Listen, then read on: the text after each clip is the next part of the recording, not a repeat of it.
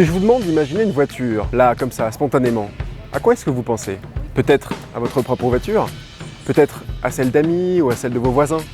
En général, quand on pense à une voiture, on pense à celle qu'on conduit dans notre quotidien, dans notre vie privée. Par contre, il y a une catégorie de voitures à laquelle on ne pense jamais. Ces voitures qu'on oublie, ce sont les voitures des entreprises. Vous savez, ce sont toutes ces voitures de service, mais il y a aussi les voitures de fonction. À votre avis, toutes ces voitures d'entreprise, ça représente quoi? Allez, je vous aide. Chaque année, en France, c'est plus d'une voiture neuve sur deux qui est achetée par les entreprises. Ça veut dire que les entreprises ont une influence majeure sur l'évolution du parc automobile et sur les émissions de CO2. Du coup, chez Transport et Environnement, on s'est demandé ce qui se passerait si les 3500 entreprises qui utilisent le plus de voitures en France accéléraient leur passage à la voiture électrique. Le résultat est impressionnant.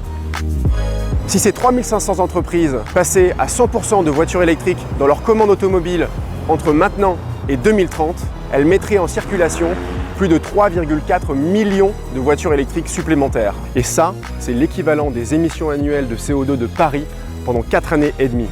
Mais il y a un problème. Parce qu'aujourd'hui, les entreprises, elles ne sont pas très pressées dans leur passage à la voiture électrique. En 2021, 2022 et 2023, elles ont même électrifié 2 fois moins vite que les ménages. Ça veut dire une chose, les entreprises, aujourd'hui, ne prennent pas suffisamment leur part de responsabilité dans la transition électrique de l'automobile. Et le climat, c'est pas le seul problème. Parce que si les entreprises accéléraient leur passage à la voiture électrique, ça permettrait à beaucoup plus de monde d'accéder à une voiture électrique à un prix abordable. Je vous explique. Nos voitures personnelles, on les garde combien de temps? Peut-être 10, voire 15 ans au moins. Eh bien, les voitures des entreprises, c'est différent. Elles sont revendues très rapidement sur le marché de l'occasion, au bout de 3 ou 4 ans d'utilisation seulement. Du coup, une Zoé par exemple, qui va être achetée neuve par une entreprise en 2023, en 2026 ou 2027, c'est devenu une Zoé d'occasion et vous pouvez l'acheter beaucoup moins cher. Il y a donc un enjeu de justice sociale derrière tout ça.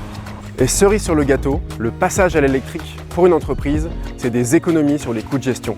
Parce que oui, contrairement aux idées reçues, la voiture électrique, elle est plus chère dans un premier temps, mais elle est moins chère à moyen terme, parce qu'on fait des économies sur le carburant, sur la maintenance, sur l'assurance. Et ça, c'est très important, surtout en période d'inflation. Il y a donc plein de raisons de se battre pour que les entreprises accélèrent leur passage à la voiture électrique. C'est ce que nous faisons au quotidien chez Transport et Environnement. Tout le monde y gagne, les entreprises elles-mêmes, les automobilistes et bien sûr le climat.